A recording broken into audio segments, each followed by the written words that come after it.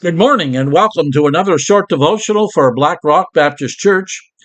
We're focusing on Proverbs chapter 11, verse 16 this morning, and I want to talk to you about effective leadership. Gentleness is a prerequisite for leadership. No matter where you want to be a leader, whether it's within the church or within government or business or at home or school or in the community, wherever you want to be in leadership, you must first be gentle.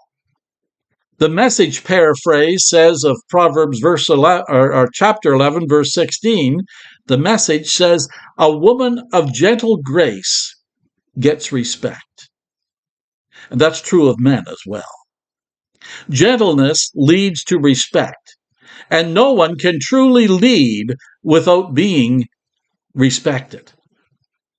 Jesus was gentle and humble in heart, Matthew 11:29 tells us. He was strong in every way. He could make arrogant leaders speechless. He could overturn tables in the temple, but he never lost his temper. He kept his strength under control. He was gentle. Other than Jesus, Moses is one of the few people in the Bible described as deeply humble, a kind of humility that shows up as gentleness. You probably think of Moses as a strong leader. He took on Pharaoh, the most powerful man in the world at the time, and demanded that Pharaoh let God's people go. Moses had nothing but God on his side, and that was enough for him. But before Moses was a leader, Moses was gentle. Here's what the Bible says about Moses in Numbers chapter 12, verse 3. "Now the man Moses was very humble, gentle, kind, devoid of self-righteousness, more than any man who was on the face of the earth." But it's likely that gentleness didn't come naturally for Moses. His persistent sin was uncontrolled anger. He had a violent temper, and he had trouble managing it.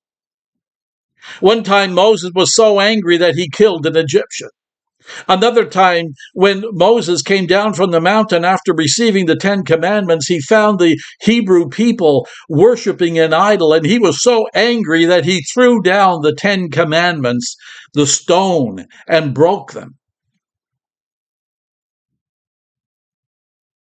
And anger kept Moses from entering the promised land. So how could the guy who had a lifelong problem with anger be the only one in the Bible besides Jesus who is called gentle? Well, because Moses was teachable. When people spoke to Moses about areas of his life that needed changing, it didn't make him angry. Instead, he learned from them. He was gentle.